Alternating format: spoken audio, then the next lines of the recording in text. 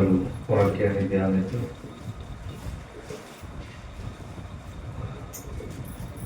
కీర్తనల గ్రంథము 1వ అధ్యాయము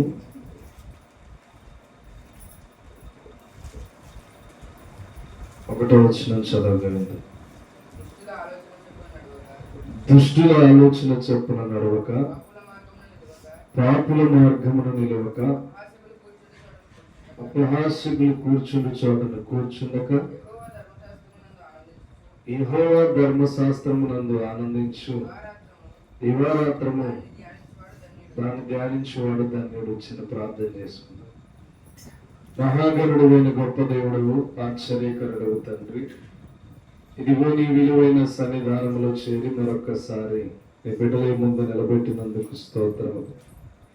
నీవు మాట్లాడుతున్నప్పుడు మాలో ధైర్యం వస్తుంది, నీవు మాతో ఉన్నప్పుడు శక్తి పెరుగుతుంది తండ్రి. నేటి దినమందు నీ కృప చేత నీ బిడ్డలతో మరొక్కసారి మాట్లాడుచుండగా నీ చిత్తమును వెల్లడి చేయు శక్తిని మాకు దయచేయండి.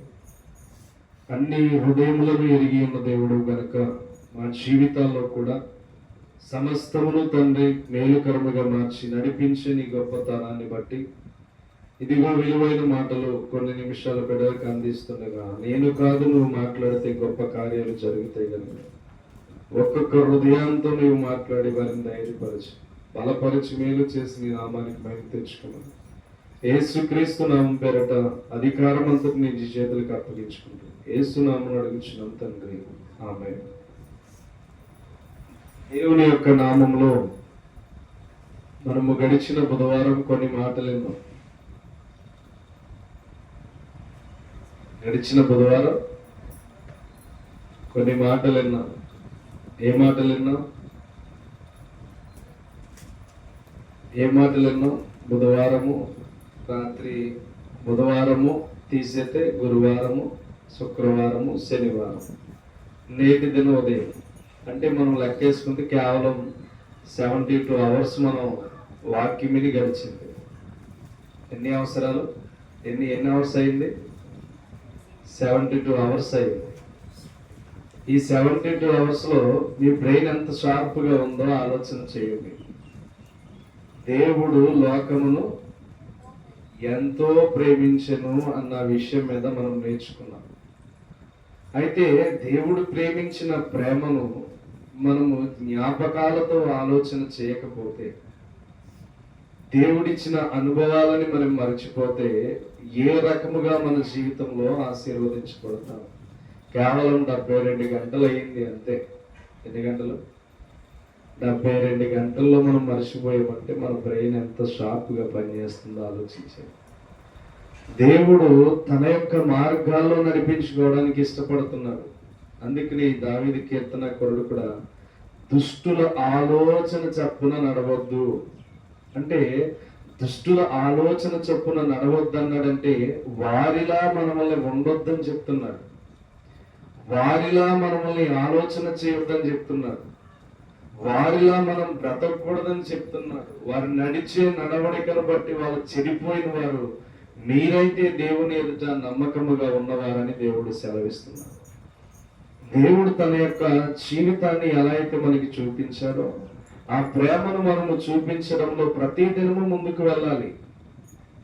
కేవలం 3 రోజుల పరిధిలో మనం మర్చిపోతున్నామంటే మన జీవితాలను బాగు చేసుకునే ఆలోచన మనలో లేదు, కానీ దుష్టుల ఆలోచన చొప్పున నడిచే నడవడిక మనలో ఉంటుంది. అందుకనే మీరు జాగ్రత్తగా వినని ఎందుకు చెప్తానంటే, మీ ఆలోచనల తలంపులన్నిటినీ ఎత్తికిపోయే వాడికి అవకాశం ఇవ్వకూడదు. మీరు దేవుడు ఎలా పుట్టించాడంటే మనల్ని జ్ఞానవంతులుగా పుట్టించాడు, శక్తివంతులుగా పుట్టించాడు, బలమైన కార్యాలు చేయడానికి దేవుడు పుట్టించాడు. అయితే నువ్వు ఎక్కడ ఆగిపోతున్నావు అంటే, నా వలన కాదు అన్న చోట ఆగిపోతున్నావు, నా వలన జరగదు అనుకున్న చోటే ఆగిపోతున్నావు. దేవుడు అదే చెప్తున్నాడు, దుష్టుల ఆలోచన చొప్పునంటే మీరు వారు చేసే విధముగా ఉండొద్దు. మీరు ప్రత్యేకించబడాలి, మీరు ప్రతిష్ఠింపబడాలి, ప్రతి విషయంలో దేవుని చెంత ఏర్పడుతూ ఉండాలి. మీరు నా మాటలు వింటున్నారు కనుక మీకు దురాలోచనలు అనేవి రాకూడదు, దుష్టులతో సంబంధులుగా మీరు ఉండకూడదని దేవుడు సెలవిస్తున్నాడు. మనలో మొండు పట్టుదల రావాలి. ఏ విషయంలో అంటే దేవుని విషయంలో మొండి పట్టుదల రావాలి. లోక విషయాల్లో మనకి పట్టుదల ఉంటుంది, కానీ అలా చేయాలి ఇలా చేయాలి గట్టిగా చేయాలని అనుకుంటాం, కానీ దేవుని విషయంలో మాత్రం మనకి అలాంటి గట్టి పట్టుదల ఉండదు. అవునా? దేవుని విషయంలో మనకి ఎప్పటికప్పుడు పట్టుదల ఉండాలి. నేను ఎందుకు నిద్ర మేలుకొని దేవునితో సహవాసం చేయకూడదు? నేను ఎందుకు దేవుని శక్తిని నా తలంపులలో ముద్రించుకోకూడదు? దేవుని ప్రభావమును చెబుతున్న మాటలు నాలో ఎందుకు ధరించుకోకూడదు? దేవుని విషయాలను నేను ఎందుకు తెలుసుకోకుండా బ్రతకాలి అనే ఆలోచన మనలో ఎప్పుడు కూడా మెలకువనిస్తూ ఉండాలి. దేవుని బిడ్డలు ఎప్పటికప్పుడు మెలకువ కలిగి ఉంటారు. ఎప్పటికప్పుడు ఏ విషయంలో త్రొట్టెళ్తున్నారో ఆ విషయంలో మెలకువ కలిగి నడుస్తూ ఉంటారు. దేవుడు నడిపించాలని మనల్ని ఎంతగానో ఎదురు చూస్తూ ఉంటారు, కానీ దేవుడు నడిపించే త్రోవలోనికి మనం వెళ్ళడానికి ఇష్టపడదు. అందుకనే వాక్యం సెలవిస్తుంది, దుష్టుల ఆలోచన చొప్పున మీరు నడవద్దు. వాళ్ళకి బ్రెయిన్ లేదు, యూజ్ చేయవలసిన ఆలోచన లేదు, అయ్యో గొప్ప చదువులు చదువుదామన్న ఆలోచన లేదు, వాళ్ళకి దేవుని చెంత నిలబడి పరలోకం వెళ్దామన్న ఆలోచన లేదు. వారి ఆలోచన అంతా ఎలా ఉంటదంటే చెడిపోవాలి చెడిపోవాలి చెడిపోవాలన్న ఆలోచన ఉంటుంది. నా బ్రతికి ఏమైపోతే నాకేంటి, సుఖంగా బ్రతకాలన్న ఆలోచన ఉంటుంది. నేను ఎలా నడిస్తే నాకేంటి, నా జీవితం చక్కగా వెళ్తుందని అనుకుంటారు. కానీ నీతిమంతులు ఎలా ఉండాలంటే దేవుని నివాసం వద్ద కనిపెడుతూ ఉండాలి. దేవుడు మనకి ఏం చెప్పాడు, నేను ఎలా ఉన్నాను, నా పరిస్థితి ఎలా ఉంది, నా ఆలోచన ఎలా ఉంది, నా విధానం ఎలా ఉంది, ప్రతి విషయంలో దేవునికి అనుకూలంగా మార్చబడుతున్నానని మనము గుర్తించుకుంటూ ఉండాలి. ఈ లోకములో చాలా మంది ఉన్నారు, ఈ రోజు చాలా పనులు ఉన్న వాళ్ళు ఉన్నారు, కానీ దేవుని మందిరానికి మీరు ఎందుకు వచ్చారంటే దేవుని మాటల పైన శ్రద్ధ కలిగి వచ్చారు, దేవుని విషయాలపైన శ్రద్ధ కలిగి వచ్చారు, దేవుడు అంటే భయభక్తులు కలిగి వచ్చారు. అయ్యో ఆదివారం ప్రార్థనకి వెళ్ళాలనే తలంపు మీలో ముందుగానే స్థాపించబడింది కనుక మీరు ఏమయ్యారంటే ఇక్కడికి రాగలిగారు. మీరు ఆలోచన చేయండి, నేను స్థిరపడాలి అంటే ఆ ఆలోచన నేను ఏం చేస్తుందంటే స్థిరపరుస్తుంది. నేను దేవుని యొక్క బలమైన వాడిగా నిలబడాలి, బలమైన రాలుగా నిలబడాలని నువ్వు అనుకుంటే అది నిన్ను ఏం చేస్తుందంటే దేవుడి దగ్గర నిలబడుతుంది.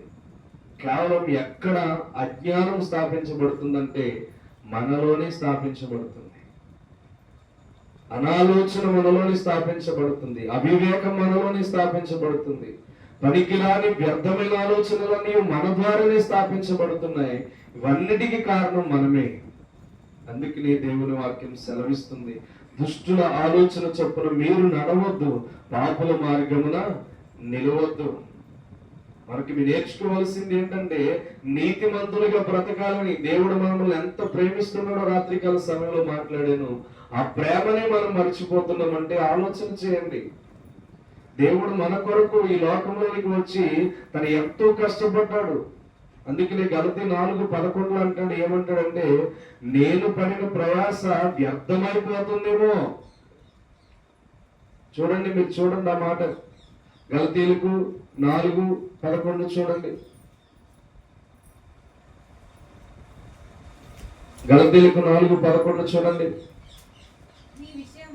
మీ విషయమై నేను పడిన కష్టము వ్యర్థమైపోవునేమో అమ్మని మిమ్మల్ని గురించి భయపడుతున్నాను. చూడండి అక్కడ మాట్లాడుతున్న మాట అంటే ఇంతకాలము మిమ్మల్ని పోషించింది పరలోక మాటలతో మన్నాను కురిపించినట్లుగా మీ హృదయంలో స్థాపించబడిన వాక్యాన్ని మీరు ఎక్కడ మర్చిపోయి మరలా భ్రష్టత్వంలోనికి వెళ్తారో, దురాలోచనలోనికి వెళ్తారో, పాపుల మార్గంలో నిలబడతారేమో అని చెప్పి ఆ పడిన ప్రయాస వ్యర్థమైపోతుందేమో అని బాధపడుతున్నాడు అక్కడ అపోస్తలుడైన పౌలు రాస్తూ. ఎందుకని బాధపడుతున్నాడంటే అతను చెప్పినదంతా వ్యర్థమైపోకూడదు, అతను చెప్పినదంతా నెరవేర్చబడాలి, నిలబడాలి. క్రీస్తు న్యాయపీఠం మీదట ఎవరయ్యా మా గొప్పతనం అంటే వినికిడిలో వింటున్న మీరే. క్రీస్తు న్యాయపీఠం మీదట మీరు బలపడి అయ్యో చెప్పబడిన వాక్యాన్ని బట్టి వాళ్ళు ఎదురుగా నిలబడినప్పుడు దేవుని ఎదుట సంతోషము దొరుకుతుంది. అందుకనే మనం ఏ రీతిగా ఉన్నాం ఆలోచన చేయండి. దుష్టుల ఆలోచనలు వేరు, నీతిమంతుల ఆలోచనలు వేరు. నీతిమంతుల ఆలోచనలు ఎప్పుడు ఫలించాలి ఫలించాలి ఫలించాలని ఉంటుంది. దుష్టుల మార్గం ఎప్పుడు పాడు చేయాలి పాడు చేయాలి పాడు చేయాలని ఉంటుంది. రెండింటికి వ్యత్యాసం ఉంది. నీతిమంతుడి వలెనే ఉండాలి, యథార్థముగా నీ జీవితం ఉండాలి, ప్రతిఫలం పొందుకునే వారిగా ఉండాలి. దేవుని వాక్యం వినబడుతుంది, చాలా బాగా చెప్పుడు, చాలా బాగా చెప్తే ఫలితం ఏంటి? ఆ ఫలితం నీలో చూడాలి. చాలా బాగా మాట్లాడతాడు, చాలా బాగా వింటాము, చాలా బాగా అద్భుతంగా ఉంటుంది, వెళ్ళిపోయిన తర్వాత మర్చిపోతే ఫలితం ఏంటి? అంత మాట్లాడినా ఫలించాలి. వృక్షం ఎప్పుడు ఫలిస్తుంది అంటే నీరు పోసే కొలది ఎదిగిన తర్వాత సరైన రీతిగా దానికి ఫలము దొరుకుతుంది. మీరు కూడా ఈ యొక్క వాక్యం అనే జీవపు ఓట మీలోనికి పంపిస్తున్నప్పుడు ఆ ఓట మిమ్మల్ని ఏం చేయాలంటే ఫలించడం ప్రారంభించాలి. మీలో ధైర్యాన్ని తీసుకురావడం ప్రారంభించాలి, మీలో పిరికితనాన్ని దూరం చేయడం ప్రారంభించాలి, మీలో దేవుడి శక్తిని నింపుకోవడం ప్రారంభించాలి. దేవుడు మనతో నడవడానికి ఇష్టపడుతుంటే మనమేమో లోక పాపుల ఆలోచనలు చొప్పున నడుస్తున్నాం. పాపుల మార్గమున నిలవకూడదు. మనం ఎవరమంటే నీతిమంతులమైన మనము పాపులతో మనకి సంబంధం ఏంటి? ఆలోచన చేయండి.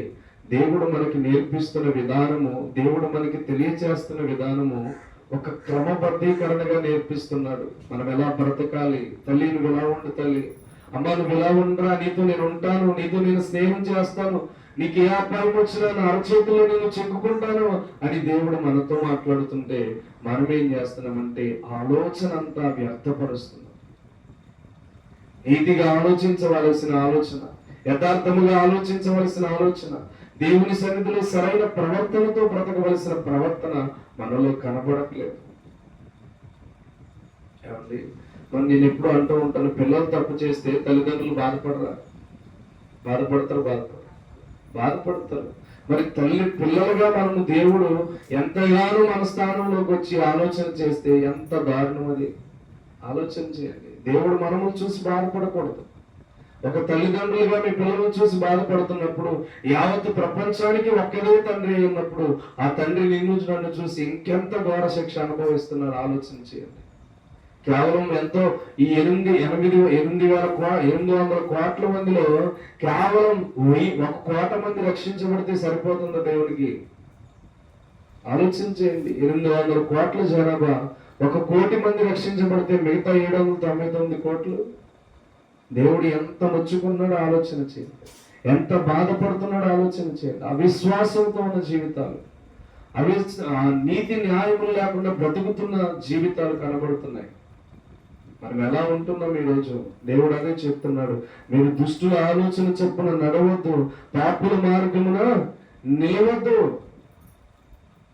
దేవుడు మన మార్గాలను స్థిరపరచడానికి ఇష్టపడుతున్నాడు, మన ఆలోచనలను మార్చడానికి ఇష్టపడుతున్నాడు, మన తలంపులను మార్చడానికి ఇష్టపడుతున్నాడు, మనల్ని ఒక బలవంతులుగా మార్చడానికి ఇష్టపడుతున్నాడు, శక్తివంతులుగా మార్చడానికి ఇష్టపడుతున్నాడు. అలాంటి దేవుని మార్గాలను విడిచి మనం ఎక్కడికి వెళ్ళగలుగుతాం? దేవుడు ఉన్నాడని తెలుసు, దేవుడు చేస్తాడని తెలుసు, దేవుడి చేత ఇన్ని కార్యాలు పొందుకున్నామని తెలుసు. కానీ దేవుడు ఒక కార్యం చేయకపోయేటప్పుడు మన జీవితంలో ఏమొస్తుంది? అవిశ్వాసం వస్తుంది, అనాలోచనలు వస్తాయి. ఏంటి ఎంత ప్రార్థన చేస్తాం, ఫలితం లేదు.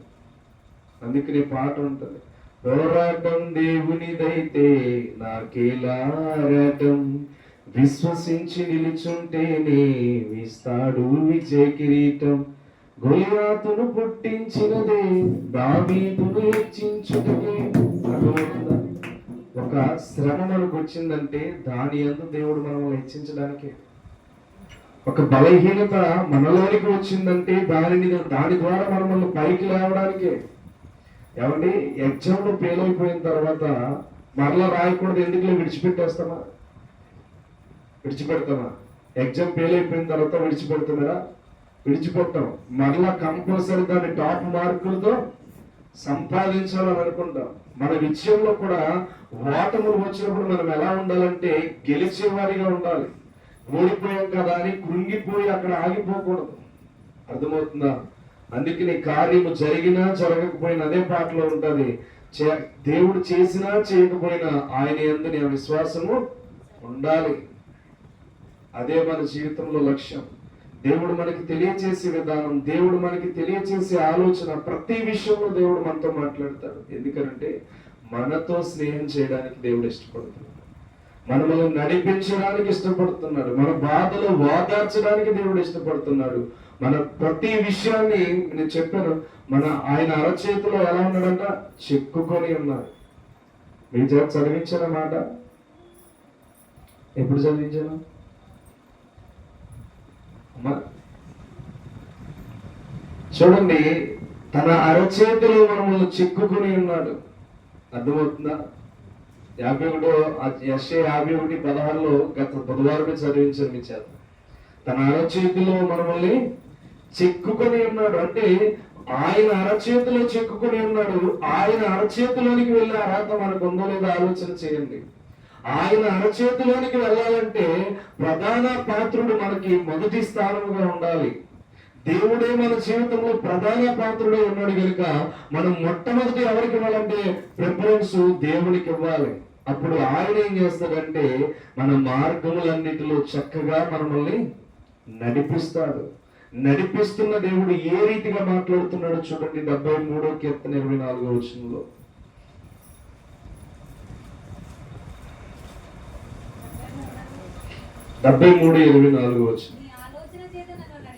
నీ ఆలోచన చేత నన్ను నడిపించేస్తాడు.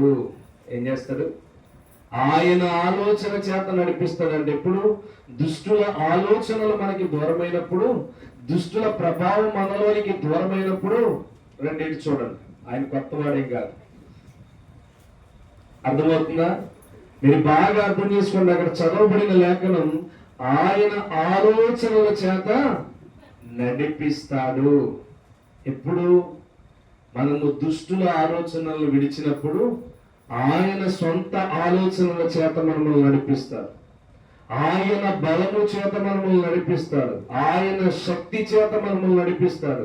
ఆయన వివేచన చేత మనల్ని నడిపిస్తాడు. త్రోవ తప్పుతున్నప్పుడు మనల్ని ఎలా కాపాడతాడంటే ఆయన ఆలోచనలు మనలోనికి తీసుకొస్తాడు. ఆయన బలాన్ని మనలోనికి తీసుకువస్తాడు. ఆయన తలంపులను మనలోనికి తీసుకువస్తాడు. అందుకే చదవడం వాక్యం, నీ ఆలోచన చేత నన్ను నడిపించదవు, తర్వాత మహిమలో నీవు నన్ను చేర్చుకుని. ఏం చేస్తాడు చూడండి, అక్కడ మాట్లాడుతున్న మాట, నీ ఆలోచన చేత నన్ను నడిపిస్తున్నావు, తర్వాత మహిమలో నీవు నన్ను చేర్చుకుంటావు. ఆయన ఆలోచనలతో మనం నడిస్తే తర్వాత పరలోకమందున్న మహిమలో మనం చేర్చబడతాం. అందుకనే మనలో ఏముండాలంటే దుష్టుల ఆలోచన ప్రభావం మనలో ఉండకూడదు. పాపుల మార్గములు మనము నడవకూడదు. అపహాస్యులు కూర్చుండే చోట మనము కూర్చుండకూడదు. అంటే నీ ఆలోచనతో ఆయన ఆలోచన స్థిరపరిచి నిన్ను నడిపించడానికి దేవుడు ఇష్టపడుతున్నాడు. అందుకని తర్వాత మహిమలో నీవు నన్ను చేర్చుకొందువు. కీర్తనకారుడు ఎందుకు తెలియజేస్తున్నాడంటే తన యొక్క స్థితిగతుల్లో దేవుని ఆలోచనకు మాత్రమే స్థానం ఇచ్చాడు. తన మార్గములన్నిటిలో దేవునికి మాత్రమే ఆలోచన ఇచ్చాడు. ఏమంటే దావీదు పడిన కష్టాలు మనం గనక పడితే ఎంత దారుణంగా ముందే ఎగిరిపోతాం. అలాంటి దారుణమైన మరణపాయ స్థితులు అతని మీదకి వచ్చాయి. అలాంటి దారుణమైన పరిస్థితులు అతని మీదకి వచ్చాయి. అయినా అలాంటి పరిస్థితులు అంటున్నమాట, నీ ఆలోచన చేత నన్ను నడిపిస్తావు, నువ్వు నన్ను విడువవు, నువ్వు నన్ను కాపాడుతావు, నన్ను ప్రతి విషయంలో తోడుగా ఉంటావు, నా ప్రతి విషయంలో అండగా ఉంటావు. ఎందుకనంటే నీ ఆలోచన చేత నన్ను నడిపిస్తున్నావు గనక, నీ మహిమలో చేరేంత వరకు నా ఆలోచన చేత నన్ను నడిపిస్తున్నావని దేవుడు ఈ దావీదు కీర్తనకారుడు ద్వారా తెలియచేస్తున్నాడు. కాబట్టి మనం ఎలాంటి వారమై ఉండాలంటే దేవుని ఆలోచనల చేత నడిచేవారిగా ఉండాలి. దేవుని మాట చేత నడిచేవారిగా ఉండాలి. దేవుడు మనకి ఏదో నేర్పిస్తున్నాడని ఆయన క్రమంలోనికి వెళ్ళిపోయి ప్రతిదీ నేర్చుకుంటూ ముందుకు వెళ్ళాలి.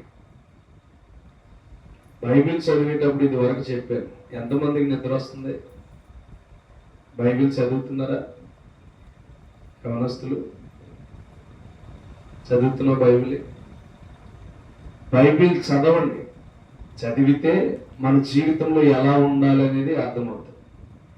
బైబిల్ ఏంటంటే జరిగిపోయిన కాలాన్ని తెలియపరుస్తుంది. అదే కాలం ఎలా జరగబోతుందో మళ్ళా తెలియజేస్తుంది.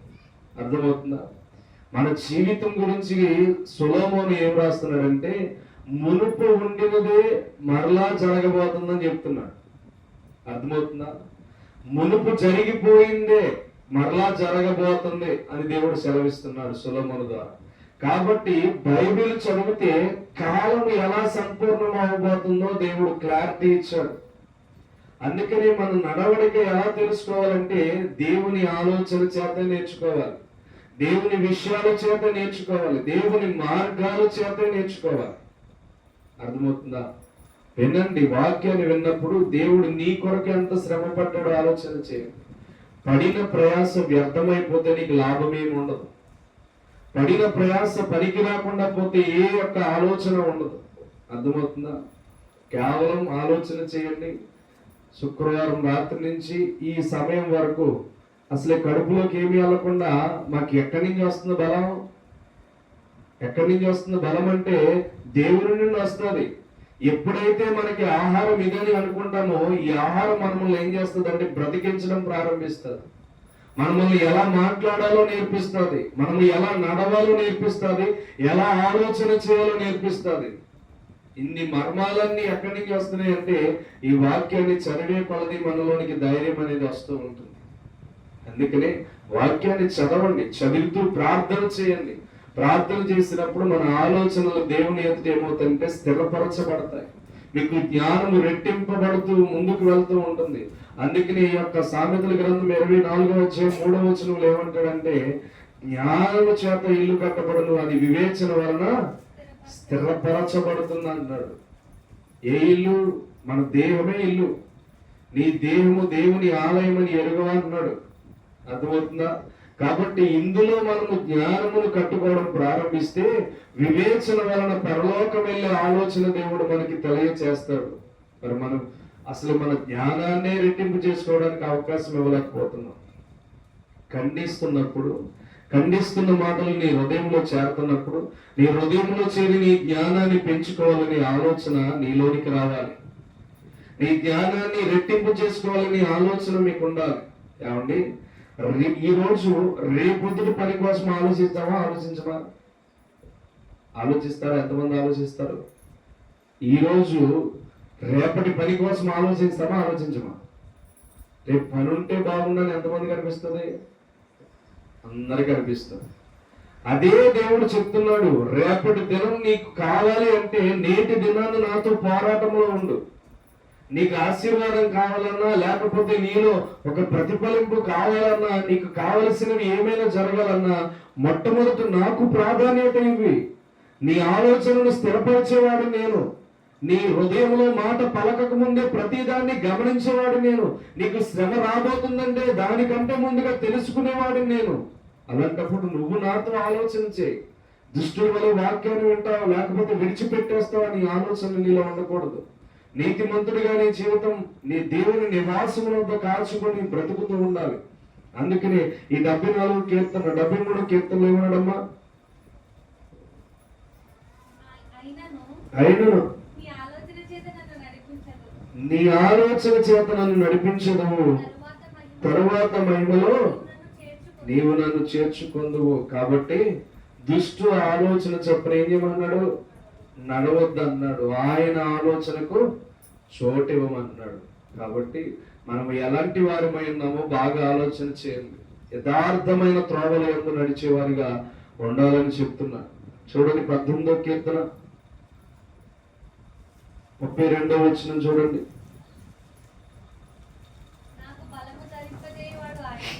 నాకు బలము ధరింపచేయువాడు ఆయనే,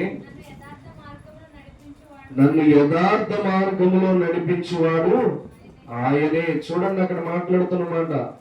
నీకు బలం ఇవ్వాలంటే ఎవరంట? దేవుడే నీకు బలము ధరింప చేసేవాడంట. అర్థమవుతుందా? అయ్యో నేను బలహీనుడు అయిపోతున్నానండి.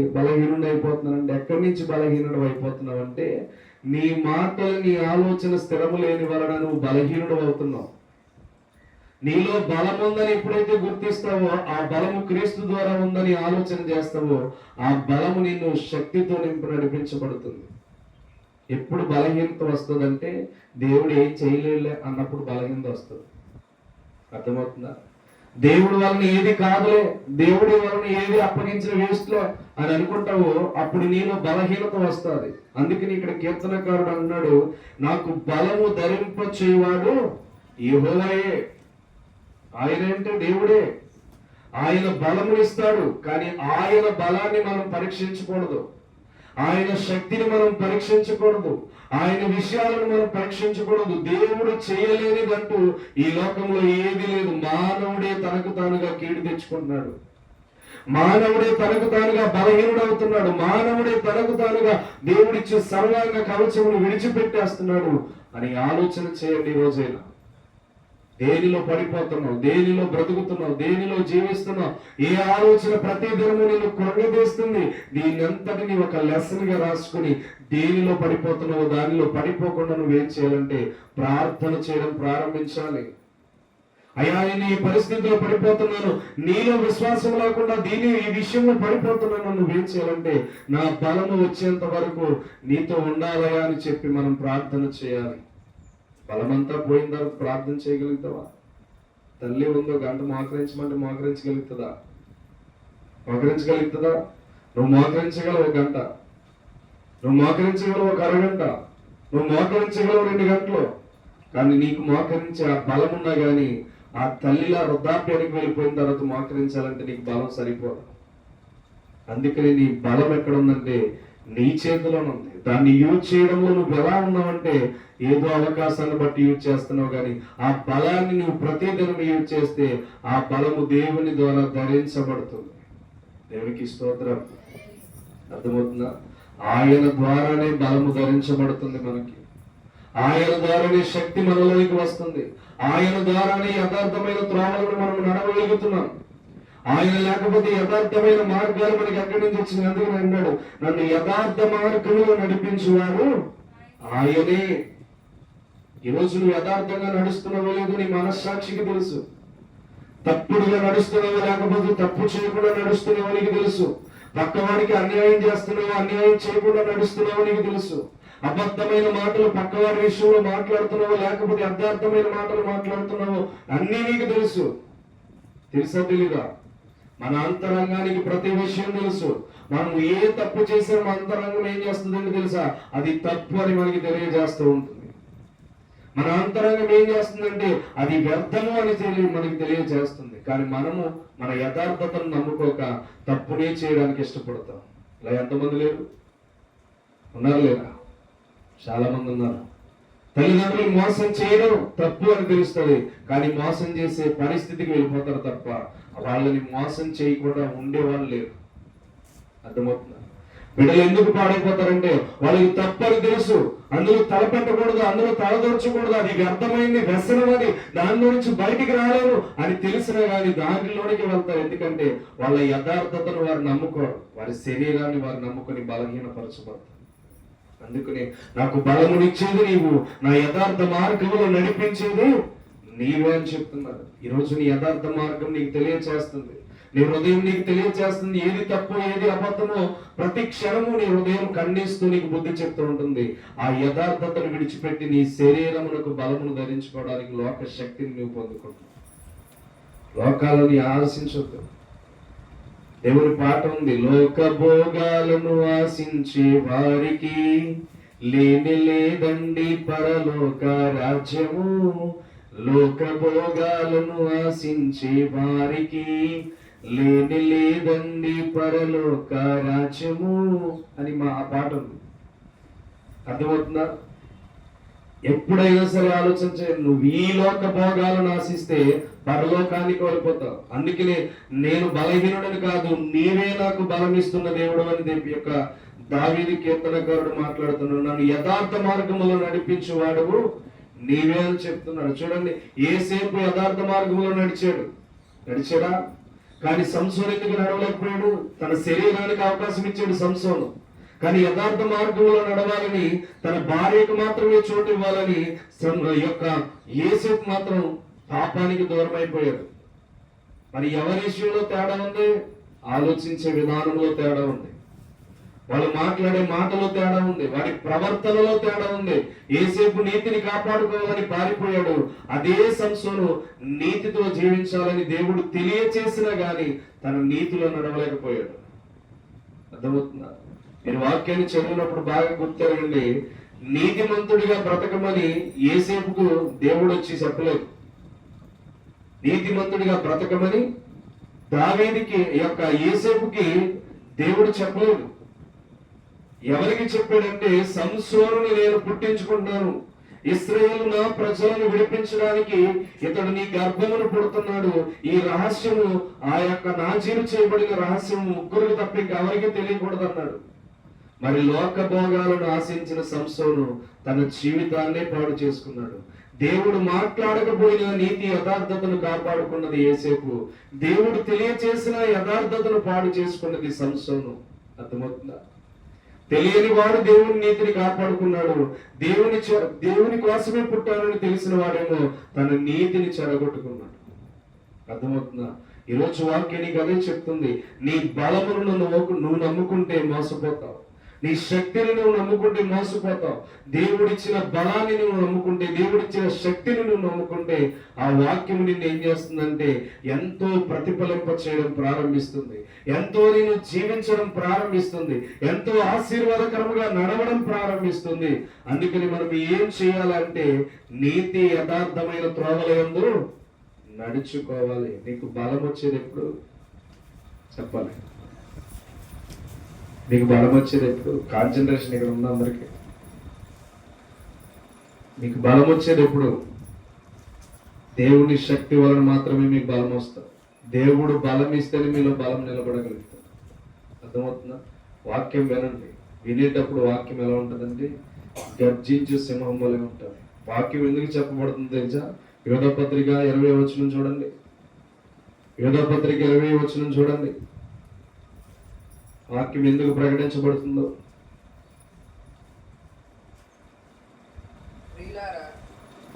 ప్రియులారా, మీరు విశ్వసించు అతి పరిశుద్ధమైన దాని మీద మిమ్మును మీరు కట్టుకొనుచు పరిశుద్ధాత్మలో ప్రార్థన చేయొచ్చు.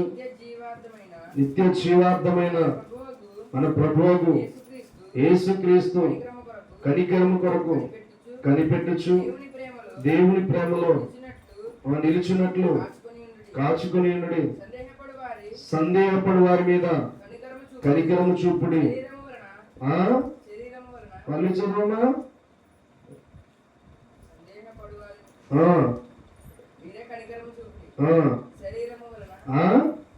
అమ్మా 23వ వచనం చదువుతున్నావు.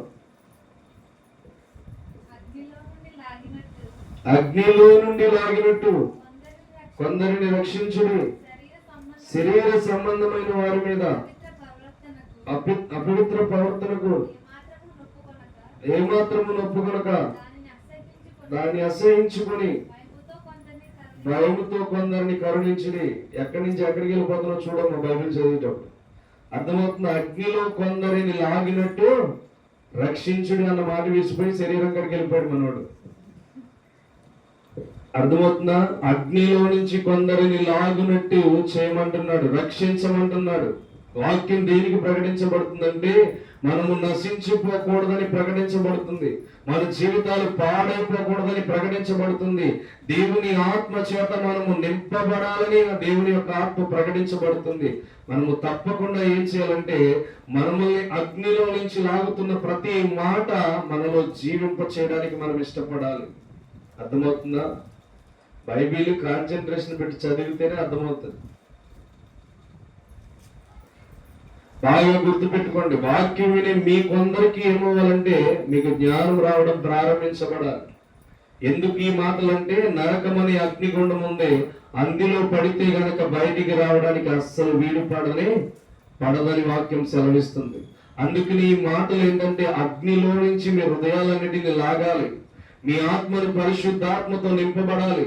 పరిశుద్ధాత్మ శక్తి చేత పైకి లేవనెత్తబడాలి. అందుకని మనం మొదటిగా చదివిన 73:24 ఏమన్నాడంటే మహిమలోనికి తీసుకువెళ్తుందంట. మహిమ అంటే ఏంటంటే పరలోక మహిమలోనికి తీసుకువెళ్తుంది. కాబట్టి మనం ఏం చేయాలి? మన ప్రవర్తన ఎలా ఉండాలి, మన స్థితి ఎలా ఉండాలి, మన హృదయం ఎలా ఉండాలి అని దేవుడు ముందుగానే తెలియజేస్తున్నాడు. మన మార్గములు ఎలా ఉన్నాయి ఈ రోజు గమనించుకోండి. మన పరిస్థితి ఎలా ఉందో గమనించుకోండి. నువ్వు అనుకుంటావు చీకటిలో నడుస్తున్నావు, నా వెనకాల ఎవరు లేరని అనుకుంటావు. ప్రార్థన చేసి వెళ్ళినప్పుడు చీకటిలో నువ్వు నడుస్తున్నా దేవుని వెలుగు నీకంటే ముందుగా వెళ్తుంది. ఈ మార్గములన్నిటిలో ఏది నీకు అడ్డు లేకుండా ఉందంటే దేవుని మహాశక్తిని ముందు వెళ్తుంది కనుక నువ్వు ఎప్పుడైనా ప్రార్థన చేసుకుని బయటికి వెళ్ళు, ఈ మార్గములన్నిటిలో దేవదూతల్ని అప్పగిస్తానని చెప్తున్నాడు 91వ కీర్తన 11-12 వచనాల్లో. ఏమనంటున్నాడు? ఈ మార్గములన్నిటిలో నీ దూతలకు ఆజ్ఞాపిస్తున్నానని చెప్పి మాట్లాడుతున్నాడు. అర్థమవుతుందా? అంతేనమ్మా? తన దూతలకు ఆజ్ఞాపిస్తున్నాడంట మార్గములన్నిటిలో. మరి ఏ మార్గంలో వెళ్తున్నావు ఈరోజు? అజ్ఞానపు మార్గంలో వెళ్తున్నావా? దుష్టుల ఆలోచన చొప్పున వెళ్తున్నావా? పాపుల మార్గం నిలుచుకుని అపహాస్యాలు కూర్చొని చోట్ల కూర్చుని అపహేళన మాటలు మాట్లాడుతున్నావా? నీ సమయాన్ని వృధా చేసుకుంటున్నావా? అది ఆలోచన చేయండి. ఎక్కడికి వెళ్తున్నాం? అంత్యకాలంలోనికి వెళ్తున్నామని ఎన్నో హెచ్చరికలతో కూడిన మాటలు చెప్తుంటే ఇంకా మనకి జ్ఞానం మోకాల్లోనే ఉంటే పైకి ఎప్పుడు వస్తుంది? గుర్తుపెట్టుకోండి, మోకాల్లో ఉంచొద్దు, మెదడులోనికి వచ్చేది మన బ్రెయిన్. అర్థమవుతుందా? అప్పుడు ఆ బ్రెయిన్ ఏమవుతుందంటే షార్ప్ అవ్వడం ప్రారంభిస్తారు. మీలో ఎవరికైనా జ్ఞానము కొదువుగా ఉన్న ఎడల నన్ను అడగండి, నేను మీకు ఇస్తాను అన్నాడు వాక్యంలో. అర్థమవుతుందా? మీలో ఎవరికైనా జ్ఞానము కొదువుగా ఉంటే నన్ను అడగండి, నేను ఇస్తాను మీకు అన్నాడు. దేవుణ్ణి ఎంతమంది అడుగుతున్నారు? ఎంతమంది అడుగుతున్నారు? నాకు జ్ఞానం లేదు ప్రభు అని అడుగుతున్నారు. ఈ రోజుకి వాళ్ళు నేర్చుకోవడం దేవుడి దగ్గర నేను తెలుసా మీకు? అయిన వాక్యాన్ని దేవుడు నడిపిస్తున్నాడు అంటే నేను ఇంకెంత నేర్చుకోవాలో ఆలోచన చేయండి. మరి మీరు ఇంకెంత నేర్చుకోవాలో ఆలోచన చేయండి. అర్థమవుతుందా? నేనే వాళ్ళ వరకు వెళ్ళలేదు, మీరు ఇంకెంత నేర్చుకోవాలో ఆలోచన చేయండి. అర్థమవుతుందా? దేవుని లెసన్ అనేది చాలా ప్రాముఖ్యమైనది. మన జీవితాలను అగ్నిలో నుంచి లాగినట్టుగా మనల్ని రక్షించేది. అందుకని దేవుని యొక్క యథార్థమైన మార్గాలను విడిచిపెట్టకూడదు. తన యొక్క విషయంలో మనకి తెలియజేస్తున్న ప్రతి ఒక్క సందర్భాన్ని మనం విడిచిపెట్టకూడదు. ఈరోజు మనం ఎక్కడ ఉన్నాం, ఏ స్థితిలో ఉన్నాం, ఏ పరిస్థితిలో ఉన్నాం, ఏమి నేర్చుకుంటున్నాం అనే ఖండించి బుద్ధి చెప్తున్న వాక్యం వైపు మీ దృష్టి ఉండాలి. మీకు నచ్చినట్టు బోధించడానికి నేనైతే రాను. ఎందుకని? మీకు నచ్చినట్టు బోధించే అర్హత నాకు లేదు. దేవుడు నాకు ఇక్కడ నిలబెట్టి ఏది మాట్లాడితే మీ హృదయాలకు తగినట్టుగా అదే దేవుడు మాట్లాడింపజేస్తాడు. దేవునికి స్తోత్రం. ద్వితీయోపదేశకాండం 5:33 చూడండి ఏం మాట్లాడుతున్నాడు.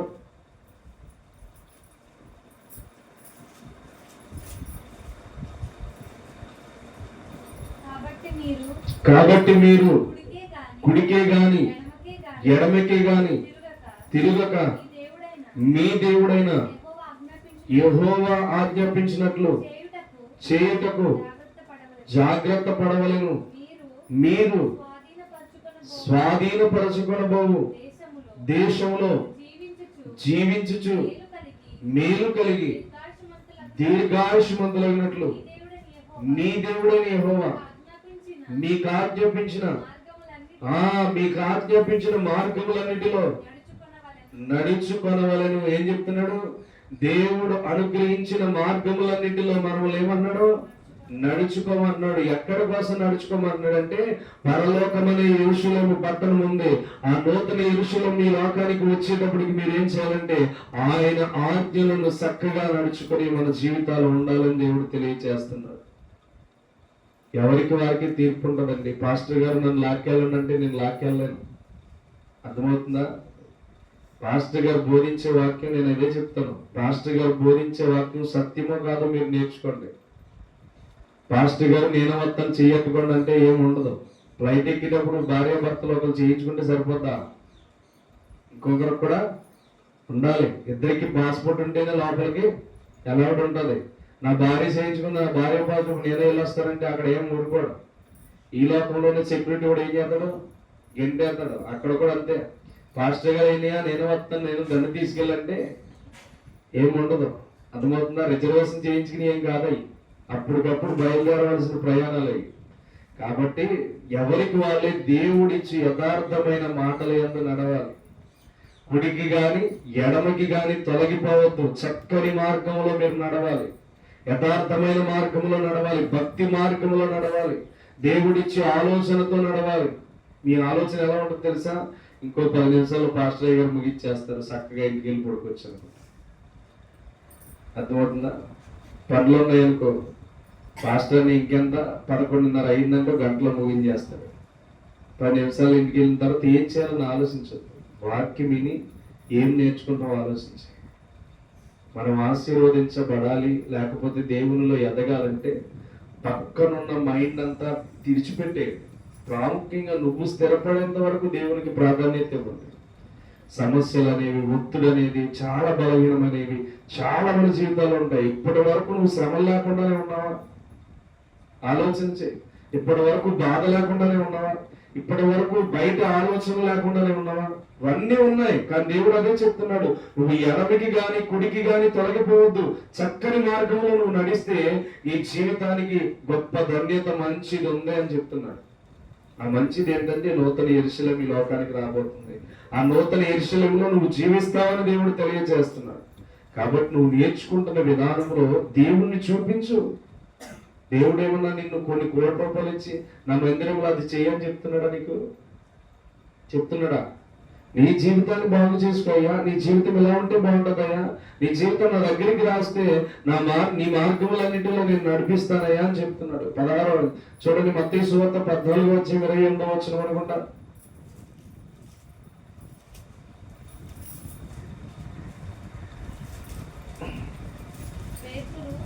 చదవమ్మా.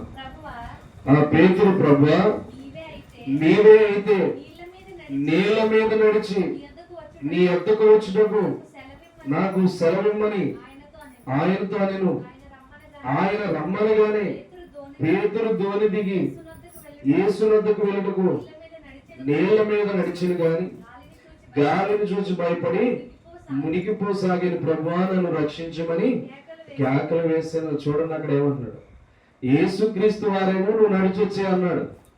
నడిచొచ్చేమన్న తర్వాత విల్లు వ్యక్తి సగంలోకి వెళ్ళిన తర్వాత ఎటు చూసాడంట, గాలి వేసేస్తుంది, కెరటాలు వచ్చేటాయేమని సముద్రం వైపు చూసి ఇక భయపడ్డాడంట. ఇప్పుడు ఏమవుతుంది, ప్రభువా నన్ను రక్షించమంటున్నాడంటే ఇతను ఏమవుతున్నాడు, కిందకి దిగిపోతున్నాడు, సముద్రంలో కిందకి వెళ్ళిపోతున్నాడు. సముద్రంలో చీకట్లో తెల్లరగట్ల అసలు ఎలా ఉంటది ఆలోచించేయండి. తెల్లారగట్ల వ్యక్తి నడిచి వెళ్ళిపోయాడు, బాగా వెళ్ళిపోయాడు, సరిగ్గా దిగేటైన కాలు దిగేటైన కనిపిస్తుందంట. అట్లని చూసాడంట, ఎట్లని పక్కన ఉన్న వాటిని చూసాడంట. గాలేసేస్తుంది, నా మీదకి వచ్చి దాడి చేద్దామని దేవుని చూడడం మనిషి పక్కన చూసాడంట. అందుకే నేను ఏం చేయాలంటే కుడికి గాని ఎడమకి గాని చూడకుండా ఎవరిని చూడాలి, దేవుని చూడాలి.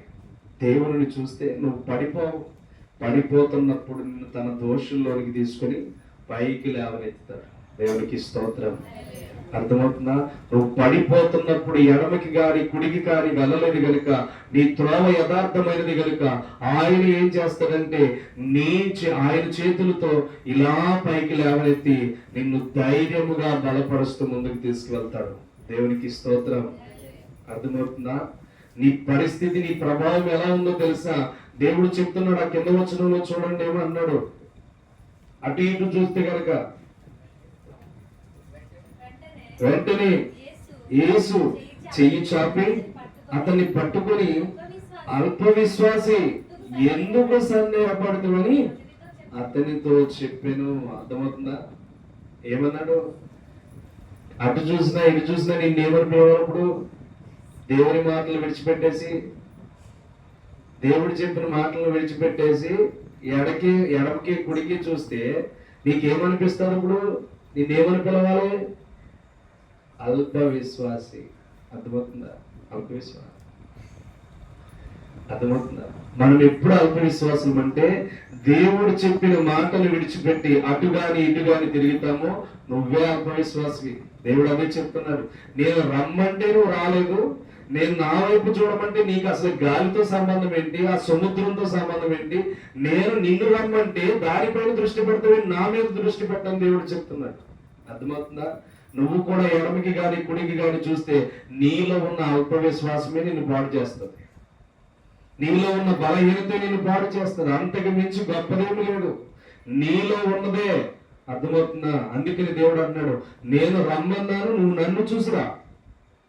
నువ్వు అటు చూడొద్దు, ఇటు చూడొద్దు, నువ్వు నన్ను చూసి యథార్థంగా నా వైపురా, నేను నిన్ను నడిపిస్తాను. ఆపదలో నీకు తోడుగా ఉంటాను, బలహీనతలో నిన్ను ఆదుకుంటాను, నీకు శక్తి లేనప్పుడు నేను శక్తినిస్తాను, కృంగిపోతున్నప్పుడు నేను లేవనెత్తాను. నీలో ఉన్న బలహీనత నేను గమనించి నీవు నా వైపు యథార్థముగా నడుస్తున్నావు కనుక ప్రతి విషయం ముందు నీ జీవితాన్ని నెమ్మదల పరుస్తానని దేవుడు చెప్తాడు. దేవుడికి స్తోత్రం. ఈరోజు ఎటువైపు చూడాలి? మనం ఎటువైపు చూడాలి? దేవుని వైపు మాత్రమే చూడాలి. దేవుని చిత్తం వైపు మాత్రమే చూడాలి. దేవుని మార్గాల వైపు మాత్రమే చూడాలి. ఎందుకంటే మనము అల్ప విశ్వాసులుగా ఉండకూడదని పేతురు మనకి తెలియజేస్తున్నాడు. అల్ప విశ్వాసిగా మనము జీవించకూడదని దేవుడు తెలియజేస్తున్నాడు. అంటే నీకు చక్కని మార్గం దేవుడిచ్చాడు, స్థిరమైన మార్గం దేవుడిచ్చాడు, సంతోషకరమైన మార్గాన్ని దేవుడిచ్చాడు. కానీ ఆ మార్గాన్ని విడిచి ఎడమకి గాని కుడికి గాని వెళ్తే నీ జీవితం ఏమైపోతుందంటే పాడైపోతుంది. ఈ జీవితం పాడైపోతుంది. అందుకని దేవుడు చెప్తున్న మాట విధానంలో 23వ కీర్తన ఏమంటాడు చూడండి. 23వ కీర్తన 2వ వచనం చూడండి.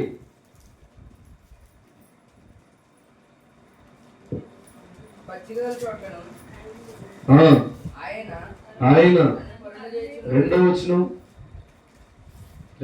చదువు. పచ్చిక గల చోట్లను ఆయన నన్ను పరుండ చేయుచున్నాడు, శాంతికరమైన జలముల యొద్ద నన్ను నడిపించున్నాడు. ఎక్కడ నడిపిస్తున్నాడంట? శాంతికరమైన జలముల యొద్ద నిన్ను నన్ను నడిపిస్తున్నాడు. కానీ నువ్వు పొందుకోలేకపోతున్నా, నేను పొందుకుంటున్నా. దేవునికి స్తోత్రం. అర్థమవుతుందా? మీరు పొందుకోలేకపోవడానికి గల కారణం ఏంటంటే శాంతి గల మార్గాలు ఉన్నాయని మీకు తెలియట్లేదు. యథార్థమైన మార్గంలో నడిస్తే మీకు ఏమవుతుందంటే శాంతికరమైన జలముల యొద్ద దేవుడు ఏం చేస్తాడంటే నిన్ను నడిపిస్తాడు. అర్థమవుతుందా? నెమ్మలిగా నీ జీవితం ఉంటుంది. సముద్రం చూడండి, ఒడ్డున ఏం చేస్తుంది? ఎగసి కెరటాలు కొట్టి మరలా మనల్ని బయటికి గెంటుతూ ఉంటారు.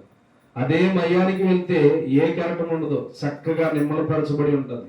ఎప్పుడైనా సముద్రం చూశారు కదా మీరు? అర్థమవుతుందా? సముద్రం ఒడ్డున ఏమవుతుంది? ఎగసి కెరటాలు పడతాయి. అదే మయంగా చాలా నెమ్మలంగా ఉంటుంది. అలాగే దేవుడు అంటున్నాడు, నువ్వు నా ఎదుట నిలబడితే శాంతికరమైన జలముల యొద్ద నిన్ను నడిపిస్తాను. అంటే నీకు ఏ బాధ, ఏ ఇబ్బంది, ఏ సమస్యలు, ఏ ఒత్తిడి లేకుండా శాంతితో నీ జీవితాన్ని నడిపిస్తాను అని దేవుడు సెలవిస్తున్నాడు. దేవుడు నీతో నడవాలని ఇష్టపడుతున్నప్పుడు నువ్వేం చేయాలి? దేవునితో నడవడానికి ఇష్టపడాలి.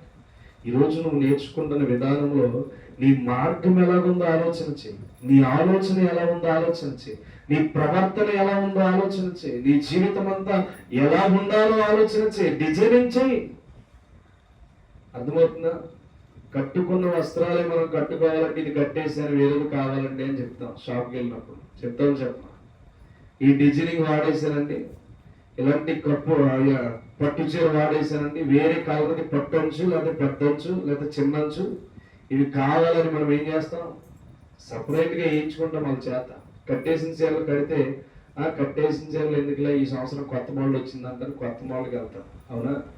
సంవత్సరం మారే కొలది మన జీవితంలో ఆత్మీయ జీవితం పెరుగుతూ ఉండాలి. మన జీవితాన్ని డిజైన్ చేసుకోవాలి. ఎలా డిజైన్ చేసుకోవాలంటే ఈ సంవత్సరంలో ఈ మెట్టెక్కాను, నెక్స్ట్ పెరగాలని హై రేంజ్ దేవుని దగ్గర అలా ఉండాలి. రీసెంట్గానే 3 సంవత్సరాలు ముగించబడి పరిచర్యలోనికి వచ్చి ఫిబ్రవరి 20వ తారీఖుకి ఆ పిల్ల ఎప్పుడైతే పుట్టిందో ఆ రోజే నాకు 3వ సంవత్సరం. చాలా గ్రాండ్గా దేవుడు చేశాడు, అద్భుతంగా చేశాడు.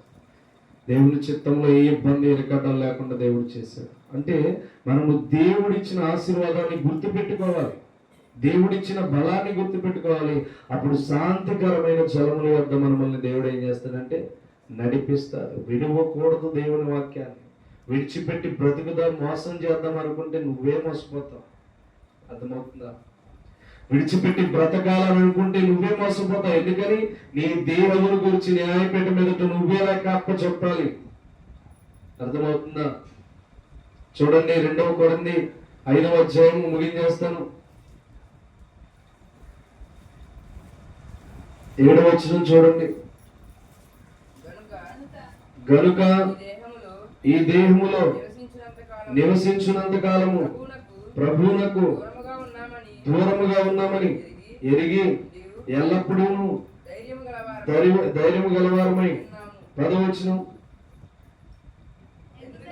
ఎందుకనగా తాను జరిగించిన క్రియలు చొప్పున అవి మంచివైనను సరే చెడ్డవైనను సరే దేహముతో జరిగించిన వాటి ఫలమును ప్రతి వాడును పొందినట్లు మనమందరము క్రీస్తు న్యాయపీఠం మీదట ప్రత్యక్షము కావాలని వాక్యం సెలవిస్తుంది.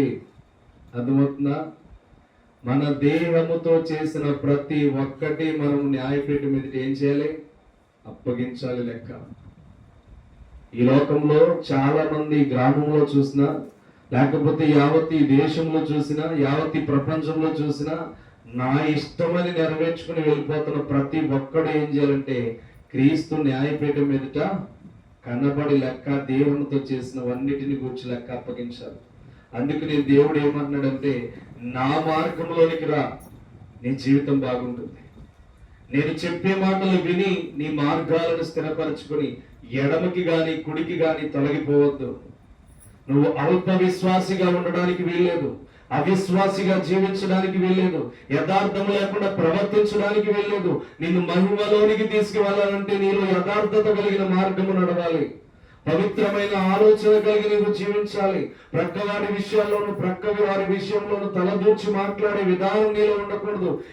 అంటే నీ జీవితంలో ప్రత్యేకింపబడింది గనుక నీవు కుడికి గాని ఎడమకి గాని తిరిగితే గనుక పేతురు వలె అల్ప విశ్వాసిగా మారిపోతావు, పేతురు వలె అవిశ్వాసిగా మారిపోతావు. దేవుడే అన్నాడు అల్ప విశ్వాసి, ఎందుకు నీకు సిగ్గు లేదా అని చెప్పి దేవుడు మాట్లాడుతున్నాడు. ఈరోజు నువ్వు కూడా అదే ఆలోచనలో ఉన్నావు. జాగ్రత్త. నీ మార్గములు చక్కగా నడిపించాలని దేవుడు నిన్ను అగ్నిలో నుంచి బయటికి లాగాలని దేవుడు ఇష్టపడుతుంటే, పరిశుద్ధాత్మ శక్తి చేత నేను నింపాలని దేవుడు ఇష్టపడుతుంటే, నీ జీవితాన్ని ఎంతో సంతోషకరంగా శాంతికరమైన జలముల వద్ద నడిపించాలనుకుంటుంటే, నీలో ఉన్న అవిశ్వాసం నిన్ను ఎంత బలహీనపరుస్తుందో ఈరోజు ఆలోచన చేయండి. అర్థమవుతుందా? దేవుడు మనల్ని పోషించడానికి ఇష్టపడుతున్నాడు, కాపాడడానికి ఇష్టపడుతున్నాడు, సంతోషపరచడానికి ఇష్టపడుతున్నాడు. చూడండి, యెషయా గ్రంథం 48వ అధ్యాయం అనుకుంటా 17వ వచనం.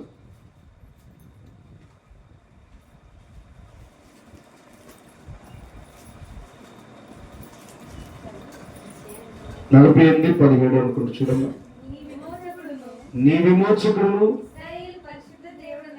ఇశ్రాయేలు పరిశుద్ధ దేవుడునైనా యెహోవా ఇలాగూ సెలవిచ్చున్నాడు, నీకు ప్రయోజనము కలిగినట్లు నీ దేవుడనైనా యెహోవానగు నేను నీకు ఉపదేశం అంటే నీకు వాక్యము చెప్పుదును, నీవు నడవవలసిన త్రోవను నిన్ను నడిపించదును. అక్కడ చెప్తున్నాడు చూసారా, నీవు నడవవలసిన త్రోవను నిన్ను నడిపిస్తాను. దేవుడు నిన్ను నడిపించాలనుకున్నప్పుడు దేవుని చెయ్యి పట్టుకుని నడవండి. అర్థమవుతుందా? నువ్వు నడవాలనుకున్నప్పుడు దేవుని చేపట్టుకుని నడువు. శ్రమ వచ్చినా ముందు ఆయన గార్డింగ్ ఇస్తాడు, కష్టం వచ్చినా ముందు ఆయన శ్రమను ఎలా తట్టుకోవాలో నేర్పిస్తాడు, బలహీనత వచ్చినా దాన్ని ఎలా జయించాలో నేర్పిస్తాడు. అసలు ఎన్ని వాక్యాలు ఎన్ని ఉపదేశాలు నీలోనికి వెళ్ళినా అసలు నువ్వు దేవుని చేయి పట్టుకోకపోతే దేవుడు నిన్నెలా నడిపిస్తాడు, నీకు సపోర్ట్గా ఎలా ఉంటాడు? అర్థమవుతుందా? తల్లిదండ్రుల మాట వినకుండా ఇష్టానుసారంగా బయటికి వెళ్ళి జీవించి, నాన్న నాకు ఇది కావాలంటే నీ తండ్రి ఏమైనా నీకేమైనా చేస్తాడా? నువ్వు తప్పు చేస్తున్నావని నీ తల్లిదండ్రులకు తెలిసిపోయింది. ఇక నిన్ను ప్రేమగా చూస్తారా, అసహ్యంగా చూస్తారా? అసహ్యంగానే చూస్తారు. ఎంత ప్రేమ ఉందా నీలో ప్రేమ లేకుండానే చూస్తారు. ఎందుకని? మరలా తిరిగి తెలుసుకుని నా దగ్గరికి రావాలి, తల్లిదండ్రులు విలువేంటో తెలియాలని చెప్పి తల్లిదండ్రులు ఏం చేస్తారంటే కొంచెం దూరం పెట్టడం ప్రారంభిస్తారు. అలాగే దేవుడు కూడా నీ తప్పును తెలుసుకుని ఆయన చెయ్యి పట్టుకోవాలని ఎదురు చూస్తున్నాడు. నీ మార్గములను సరి చేసుకుని ఆయన దోషంలోనికి వెళ్ళాలని ఇష్టపడుతున్నాడు. మరి నువ్వు ఇంకా దూరం అయిపోతే దేవుడు నిన్నెలా నడిపిస్తాడు? తన త్రోవలో నువ్వు వెళ్తున్నప్పుడు ఎడమకి చూస్తావు, కుడికి చూస్తావు. నడవలసిన దేవుని మార్గంలో నడవకుండా అటు ఇటు వెళితే నీ జీవితం ఎక్కడ నడిపించబడుతుంది? అందుకని ఇక్కడ అంటున్న మాట, నీవు నడవలసిన త్రోవలను నిన్ను నడిపించదని యెహోవాను నేను నీకు ఉపదేశము చేయించున్నాను. ఉపదేశం అంటే ఇదే, ప్రకటించడం, నీకు తెలియపరచను. నీ జీవితాన్ని బాగు చేసుకోమని చెప్పడం, నీ జీవితాన్ని యథార్థముగా నడవడం అని చెప్పడమే ఇదే ఉపదేశం. అర్థమవుతుందా? అందుకని మీరు చేయవలసింది ఏంటంటే, ప్రాముఖ్యంగా మీరు దేవునితో నడవవలసిన వారై ఉన్నారు. దేవునికి స్తోత్రం. మీరు దేవునితో నడిస్తే మీకు యథార్థతను నేర్పిస్తాడు. మీరు దేవునితో నడిస్తే మీ బలమును దేవుడు ఇస్తాడు. మీరు దేవునితో నడిస్తే శాంతికరమైన జలముల యొద్ద మిమ్మల్ని నడిపిస్తాడు. మీరు దేవునితో నడిస్తే ఏ పరిస్థితిలోనైనా విడివక మిమ్మల్ని ఏం చేస్తాడంటే మంచి ప్రదేశంలోనికి మిమ్మల్ని తీసుకువెళ్తాడు. దేవునికి స్తోత్రం. కాబట్టి నేటి వాక్యాన్ని బట్టి నీ మార్గం ఎలా ఉందో ఆలోచించు. నీ ఆలోచన, నీ విధానం ఎలా ఉందో ఆలోచించి, నీ రక్షణ బాట ఎలా ఉందో ఆలోచించి, నీ ప్రవర్తన ఎలా ఉందో ఆలోచించి, వీటన్నిటికి మించి దేవుడు నీ చెయ్యి పట్టుకుని నడిపిస్తున్నాడు ఆలోచించి. పేతురుని రమ్మంటే వెళ్ళాడు కానీ పక్క వాటిని చూశాడు. ఈరోజు వాక్యం విని దేవుని సన్నిధిలో కూర్చున్నావు కానీ బయటికి వెళ్ళిన తర్వాత అటు ఇటు చూస్తే ఈ వాక్యం నీలో నిలబడదు. బయటికి వెళ్ళిన తర్వాత అటు ఇటు చూస్తే నీలో ఫలితం ఉండదు. బయటికి వెళ్ళిన తర్వాత వాళ్ళ నోట్లో వీళ్ళ నోట్లో ఉంటే నీకు ఫలితం ఉండదు. నీ జీవితం ఎలా ఉండాలంటే వెళ్ళిన తర్వాత కుడికి కానీ ఎడమకి కానీ నేను తిరగకూడదు. పేతురు వల్ల అల్పవిశ్వాసి అని దేవుని చేత నేను పిలిపించుకోకూడదు. అల్పవిశ్వాసి అన్న బ్రతుకు నాకు ఉండకూడదు అని నీ జీవితంలో ఎలా ఉండాలంటే యథార్థమైన మార్గంలో నేను వెళ్తున్నప్పుడు దేవదూతలకి ఆజ్ఞాపిస్తున్నాను, నా దేవుని చేత నేను నడవాలి. నేను నడుస్తున్నప్పుడు నాకంటే ముందుగా దేవదూతలు వెళ్తాయని చెప్పాడు కనుక వాటి యందు నేను గురి కలిగి ఉండాలి అన్న ఆలోచన విధానం, స్థిరమైన విశ్వాసం మనలో కలిగితే దేవుడు మనముల్ని కూడా ప్రతి విషయంలోనూ దాటించడానికి ఇష్టపడతాడు. ఈ లోకాన్ని ఆశించొద్దు. ఈ లోకంలో ఏమీ లేదు. లోకము దాని ఆశలు గతించిపోవును కానీ దేవుని మాట ఎన్నటికీ ఏమవుతుందమ్మా? అర్థమవుతుందా? దేవుని మాట ఎన్నటికీ గతించిపోదు. కాబట్టి ఆలోచన చేయాలి. మీకు ఎందుకు దేవుడు నేర్పిస్తున్నాడు? బుధవారం రాత్రి దేవుని ప్రేమ మీతో మాట్లాడింది. ఈరోజు ఆయన మార్గంలోకి వస్తే నీకు ఎలా ఉంటుందో తెలియజేస్తున్నాను. ఆలోచన విధానం ఎక్కడుందంటే దేవుడు మనల్ని ప్రేమిస్తున్నాడు కానీ దేవుడిని మనం ప్రేమించలేకపోతాం. దేవుని ప్రేమించే వారికి సర్వస్వము ఏం కలుగుతుందంట? సమస్తము సమకూడి జరుగుతుంది. మనము దేవుని ప్రేమించాలి. దేవుని ప్రేమించే వారికి మాత్రమే సమస్తము సమకూడి జరుగుతున్నాయి. ఈరోజు ఆయన మార్గంలో నువ్వు చేరగలిగితే, ఆయన ఇష్టానికి నువ్వు రాగలిగితే, ఆయన నేర్పిస్తున్న యథార్థమైన మార్గంలో నడవగలిగితే శాంతికరమైన జలముల యొద్ద నేను నడిపించడానికి దేవుడు ఇష్టపడుతున్నాడు. దుష్టుల ఆలోచనలా నీ జీవితం ఉండకూడదు. పాపుల మార్గంలో నిలవాలని నీ ఆలోచన ఉండకూడదు. అపహాస్యులు ఉన్న చోటన నీ జీవితం ఉండకూడదు. ఎలా ఉండాలి నీ జీవితం అంటే ఒక ప్రత్యేకింపబడిన డిజైనింగ్ నీలో కనబడాలి. ఆ ఆలోచన విధానం నీలో ఉంటే తప్పక మోకరించి ప్రార్థన చేద్దాం. దేవుడి మాటలు దీవించి ఆశీర్వదించును గాక. మోకరించి ప్రార్థన చేద్దాం. నీ మార్గాలు ఎలా ఉన్నాయి? నీ ఆలోచన ఎలా ఉంది? నీ ప్రవర్తన ఎలా ఉంది?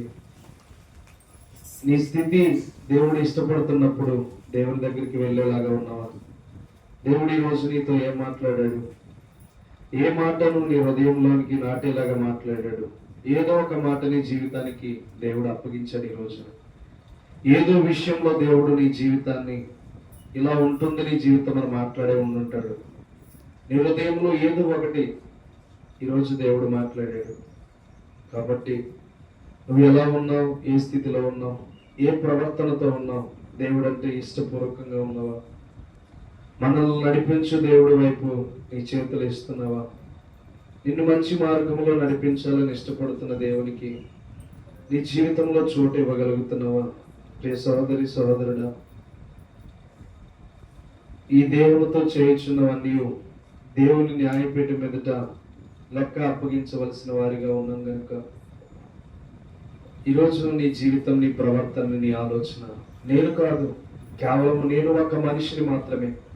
నా ద్వారా దేవుడు నీతో మాట్లాడుతున్నాడంటే నువ్వు ఏదో ఒక లోటుపాటులో జీవిస్తున్నావు, ఏదో ఒక అవిశ్వాసంలో బ్రతుకుచున్నావు. దేవుణ్ణి చూడడం మానేసి పక్కనున్న వాటిని చూసి భయపడుతున్నావేమో, పక్కనున్న వాటిని చూసి కృంగిపోతున్నావేమో, వ్యర్థమైన వాటిని చూసి ఆశ కలిగి జీవిస్తున్నావేమో. అయితే దేవుడు నువ్వు యథార్థమైన మార్గంలో నడవని చెప్తున్నాడు. ఆయన చిత్తంలో నువ్వు నడవని దేవుడు సెలవిస్తున్నాడు. ఏ విషయం అందైనా దేవుడు నీతోనే మాట్లాడుతున్నాడు. నువ్వు బలహీనురాలివే కానీ బలమును అధికారం ఇచ్చే దేవుడు. నువ్వు శక్తి లేని దానివే కానీ శక్తినిచ్చేవాడు దేవుడు. నీలో ఓపిక లేకుండా ఉన్నావు కానీ నీలో ఓపికని ఇచ్చేవాడు ఆయన. నువ్వు భయపడుతున్నావేమో దేన్నైనా చూసి. పేతురు కూడా అలాగే గాలిని చూసి భయపడ్డాడు. సముద్రం మీద నడుస్తున్నప్పుడు దేవుడు ఒకటే మాట అన్నాడు. అంటే దేవుడు అల్ప విశ్వాసి అన్నాడంటే దేవుడు ఎంత అధికారం తనకి ఇచ్చాడో, నడిచే అధికారం. కానీ తను యూజ్ చేసుకోలేకపోయాడు. ఈరోజు దేవుడు నీకు కూడా అదే తెలియజేస్తున్నాడు. నీ మార్గాలు బాగుండాలి, నీ జీవితం బాగుండాలి, నీ కుటుంబం బాగుండాలి, నీ కుటుంబం ఆశీర్వదించబడాలి, నీ కుటుంబంలో శోధనలు అప్పులు అన్ని తీర్చగలిగే దేవుడు నీకు తోడుగా ఉన్నాడు. అయితే ఆయన నీ చెయ్యి పట్టుకునే రీతిగా నీ ప్రవర్తన ఉందా? ఆయన నీ చెయ్యి పట్టుకుని నడిపించే రీతిగా నీ ప్రవర్తన ఉందా? నీ జీవితం బాగు చేసుకునే ప్రవర్తన, నీ కుటుంబాన్ని చక్కదిద్దుకునే ప్రవర్తన, నీలో ఉన్న బలహీనతలు, నీలో ఉన్న అప్పులు, నీలో ఉన్న సమస్యలు ఇవన్నీ తీర్చగలిగే దేవుడు నీలో ఉన్నప్పుడు ఆయన నీ చెయ్యి పట్టుకుని నడిచే రీతిగా మీ కుటుంబాలు ఉన్నాయా? ఒకసారి ఆలోచన చేయండి. నీ మార్గం బాగుండంటే దేవుడు నీతో నడుస్తానంటున్నాడు. నువ్వు ఏ ఆలోచనతో ఆలోచన చేస్తే ఆ ఆలోచన నీ మీదకి వస్తుంది. ఏ ప్రవర్తనతో నువ్వు ఆలోచన చేస్తే ఆ ప్రవర్తనను బట్టి నీకు నీ కుటుంబం మీదకి విపత్తులు వస్తూ ఉంటాయి. ప్రియ సహోదరి సహోదరులరా, ఈరోజు నీది నాది జీవితం బాగుంది. మరి ఇంతకు ముందు వెళ్ళిపోయిన జీవితాలు ఎన్నో బలహీనులై వెళ్ళిపోయారు. ఈరోజు నీకు దేవుడు చెప్తున్నాడు, నువ్వు నాతో ఉండు, నేను నీ చేయి పట్టుకుంటాను. నాలో ఉండు, నీ చేయి పట్టుకుంటాను. నా మాటలు విను, నీ చేయి పట్టుకుంటాను. నిన్ను కృంగిపోతున్నప్పుడు కూడా నేను బలపరుస్తాను. నా వల్ల అవ్వట్లేదని నువ్వు అనుకోవద్దు. నీలో అవ్వనిది సాతాను పెట్టే లింక్ అయి ఉన్నది కనుక సాతానుడు నీలో నుంచి పారిపోవాలంటే నా చెయ్యి పట్టుకో ప్రభా, నా చెయ్యి పట్టుకుని నడిపించు ప్రభా, నా చెయ్యి పట్టుకుని బలపరచు ప్రభా. వారికి ఎవరికి వారే స్వరాలెత్తి ప్రార్థన చేయగలిగితే చేయండి. హృదయంలో గాయం ఉంటే ప్రార్థన చేసుకోండి. నీ మార్గంలో నేను ఉండాలనుకుంటున్నాను ప్రభా. నేను అల్ప విశ్వాసంగా కొన్నిసార్లు పడిపోతున్నాను ప్రభా. ఎదురు వస్తున్న మాటలను బట్టి, లేకపోతే ఇదిగో అవి చూస్తున్న విధానాన్ని బట్టి అయ్యో ఏది కాదు, ఏమి జరగదు అని నేను అనుకుంటున్నాను ప్రభా. ఈ రోజు నీ నడవడికలో నేను చేరాలి.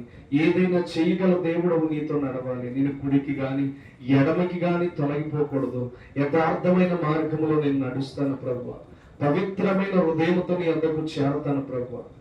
నీవే నా చెయ్యి పట్టుకుని నడిపించు. నిజమే, నేను నడిచే మార్గంలో నీ దేవదూతలకి ఆజ్ఞాపిస్తాను అన్నావు తండ్రి. నువ్వు నాకు సహాయం చెయ్యి.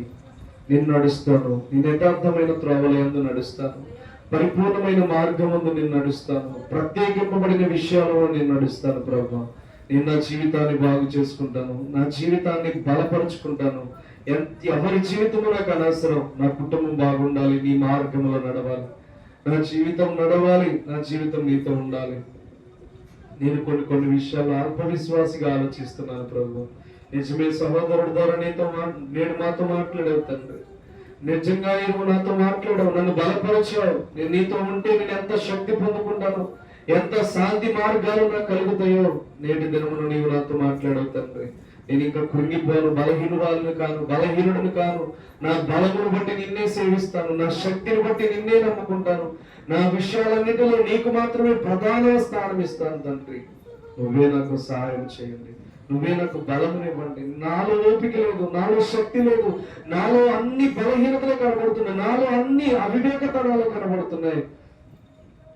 అయ్యా ఇదిగో నేడు నా ఇంటికి రక్షణ దయచేసి నా మార్గంలో నీ చిత్తంలో నడిపించండి ప్రభువా. ఇదిగో నేను నీతో చెప్పినది నెరవేర్చే వరకు నిన్ను విడువలని చెప్పిన దేవుడు కనుక అయ్యా అబ్రాహాముకి ఇచ్చిన మాట ప్రకారం తండ్రి, అబ్రాహాముకి ఇచ్చిన మాట ప్రకారం తండ్రి, ఇదిగో బిడ్డలను కూడా బలపరచండి. అతను నడుస్తున్నప్పుడు అన్ని మార్గంలో నీవు తోడుగా ఉన్నావు తండ్రి. అతను నడుస్తున్నప్పుడు అన్ని విషయాల్లో తోడుగా ఉన్నావు. వారి కుమారులను దీవించావు, వారి కుమారులను దీవించావు తండ్రి. అయ్యా నేటి దినమును సంఘమును కూడా దీవించండి, సంఘమును కూడా బలపరచండి. సంఘములో ఎవరైతే హృదయాలు తెరిచి మార్గంలో చేరాలనుకుంటున్నారో, ఎవరైతే వారి జీవితాలను కట్టుకోవాలనుకుంటున్నారో, ఎవరైతే వారి జీవితాలను నిలబెట్టాలనుకుంటున్నారో, వారి జీవితాలు ఎలా పవిత్రంగా నీ చెయ్యి పట్టుకు నడవాలనుకుంటున్నారో, నువ్వు ఇచ్చిన అవకాశమును బట్టి వారి జీవితాలను కాపాడాలనుకుంటున్నారు తండ్రి. నీ వారితో కలిసి నడవమని ప్రార్థిస్తున్నారు ప్రభా. వారితో కలిసి నడవండి, వారితో కలిసి ఉండండి. ప్రతి ఒక్కరిని బలపరచండి ప్రభు. దేవ అపాయముల నుంచి కాపాడండి, బలహీనతల నుంచి కాపాడండి, కృంగిపోతున్న స్థితిలో నుంచి లేవనెత్తండి, అప్పుల సమస్యల నుంచి పైకి లేవనెత్తండి. అయ్యా నీ చేయి పట్టుకుంటే ప్రతి కార్యము అద్భుతముగా మార్చబడుతుంది. నీ చేయి పట్టుకుంటే ప్రతి కార్యము అద్భుతంగా తీర్చబడుతుంది తండ్రి. శోధనలు, వేదనలు, బాధలలో నుంచి పైకి లేవనెత్తే దేవుడు నీవు. కృంగిపోతున్నప్పుడు స్థితిగతులను మార్చేవాడు నీవు తండ్రి. నిజమే దావీదు చెప్తున్నాడు, నేను బలహీనుడనే కానీ నీ బలము ధరింపచేవాడు నీవే తండ్రి. దేవా, మాలాంటి బలమును మాకు ధరింపచేయండి, మాలాంటి శక్తిని మాకు ధరింపచేయండి. యథార్థమైన త్రోవలందు నువ్వు నడిచే భాగ్యమును దయచేయండి. పరలోక మన్నాతో పోషించినట్లుగా మా జీవితాలను కూడా మీరు పోషించండి ప్రభువా. దేవా, జ్ఞాపకం చేసుకోండి. నేటి దినం విన్న వాక్యాన్ని బట్టి ప్రతి మార్గమందుని బిడ్డల్ని బలపరచండి. ప్రతి విషయంలో ప్రభా, ఇదిగో పేతురు వలె అల్ప విశ్వాసాలు పిలిపించుకోకుండా, ఎడమికి గాని కూడికి గాని చూడకుండా నీ బిడ్డలు మంచి మార్గంలో నడిచే భాగ్యాన్ని దయచేయండి. మంచి విషయంలో యథార్థవంతులుగా నడిచే ధన్యతను దయచేయండి. పరలోక ఆశీర్వాదములతోనూ పరిశుద్ధాత్మ శక్తితోనూ బిడ్డలు ముద్రించబడుదురుగాకని ప్రార్థిస్తున్నాను. వాళ్ళ తలంపుల మీద జ్ఞానముతో నింపబడునుగాకని ప్రార్థిస్తున్నాను. వారి ఆలోచనలు స్థిరపరచబడునుగాకని ప్రార్థిస్తున్నాను. యథార్థమైన మార్గంలో నడపబడునుగాకని ప్రార్థిస్తున్నాను. సంతోషకరమైన మార్గంలో నడుచుదురుగాకని ప్రార్థిస్తున్నాను. దేవా, బిడ్డలందరినీ దీవించండి, ఆశీర్వదించండి, బలపరచండి, నీ కృపలో ముద్రించండి ప్రభు. ఈ బంధకాల నుంచైనా బిడ్డలు యేసు నామములో విడుదల చేయండి. ఈ బలహీనత నుంచి యేసు నామములో విడుదల చేయండి ప్రభు. నీవే కృప చూపించి దురాత్మ, చీకటి శక్తులు, అంధకార శక్తులు, చేతబడి శక్తుల నుంచి యేసు నామములు ఇప్పుడు విడుదల దయచేయండి. నీ కృపల బిడ్డలందరినీ ముద్రించండి. నీ శక్తితో నింపి నడిపించి బలపరిచి మేలు చేయమని ఇంతవరకు నీ అమూల్యమైన మాటలు మాకు అందించినందుకు స్తుతి స్తోత్రములు చెల్లించుకుంటూ బలమైన నీ కార్యములు మా పట్ల జరిగించి మేలు చేయమని యేసుక్రీస్తు నామమున పేరిట అడుగుచున్నాం తండ్రి. ఆమేన్. అందరికీ వందనాలు.